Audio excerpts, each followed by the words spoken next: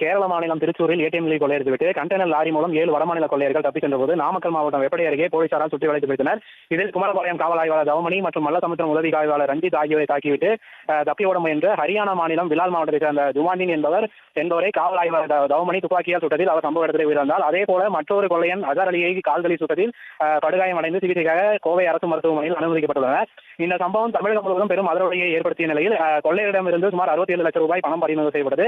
5 கொள்ளையர்கள் மீது வழக்கு பதிவு செய்து சேலம் மத்திய சிறைச்சாலையில் அடைக்கப்பட்டனர். இந்நிலையில் கொள்ளையன் ஜுமானியின் தாக்கியதில் குமாரபாளையம் காவல் ஆய்வாளர் ரவமணிக்கு மார்பு பகுதியிலும் மல்லசமுத்திரம் உதவி காவல் ஆய்வாளர் ரஞ்சித்துக்கு கையிலும் காயம் ஏற்பட்டது. அவர்கள் சிகிச்சைக்காக நாமக்கல் அரசு மருத்துவக் கல்லூரி மருத்துவமனையில் அனுமதிக்கப்பட்டுள்ளனர்.